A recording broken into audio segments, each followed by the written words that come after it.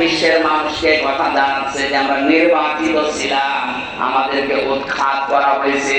এটা ডাহা মিথ্যা কথা। আপনি যদি এখন কোন ঘোড়াকে জিজ্ঞাসা করেন যে 15.5 বছরে বাংলাদেশে নির্বাচন হয়েছে, ও হাসবে। কথা বলি 15.5 বছরে নির্বাচন হয়ে যাবে। 154 জন নির্বাচনের আগে তো ঘোষণা হয়ে যায়, যেখানে 151 জন হলে সরকার গঠন করা যায়। কথা বলে না কেন?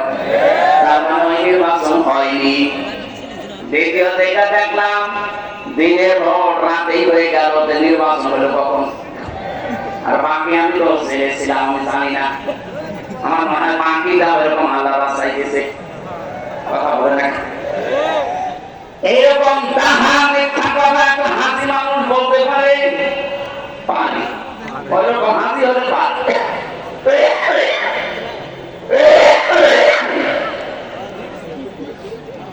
হাসি ওইরকম হলে পারে। হাসি আমি আরো দেখেছি দুনিয়াতে, তাদেরকে আপনি পিটিয়ে মেরে ফেলবেন, তারপর মুখ দিয়ে মিথ্যা বলাতে পারবেন না। কারণ আল্লাহর ঘর যেদিকে আসে, এরপরও যদি ওর হেদায়েত না হয়, ওর কপালে আর হেদায়েত নেই। কোরআনে কারিমে আল্লাহ জানিয়েছেন,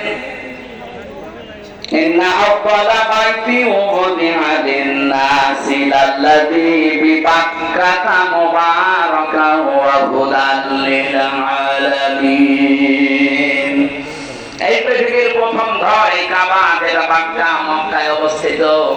এর ভেতরে মোবারক কিছু জিনিস দেওয়া আছে, বরকতময় জিনিস আছে।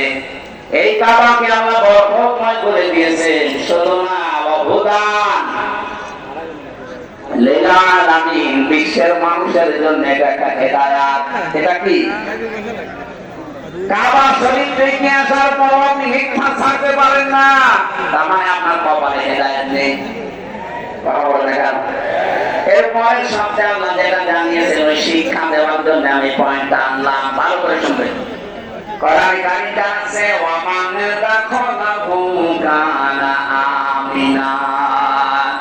এটা আবার মর্যাদা এত বেশি আল্লাহর কাছে, কোন মানুষ যদি কাবার চত্বরে আসতে পারে, আল্লাহ তাকে নিরাপত্তা দিয়ে দেয়। আপনি বলছেন যে এখন আমি কি বলতে চাই, এবার আমি বলছি, কাবার এলাকায় গেলে নিরাপত্তা দেয় কে? আরো জোরে। ওখানে ঘর আছে, ক্লাস আর নিদর্শন আছে, ফিহি আয়াতুম বায়্যিনাতুম মাকামু ইব্রাহিম। ওখানে বহু নিদর্শন আল্লাহ আছে, স্পষ্টতার ভেতরে মাকাম ইব্রাহিম।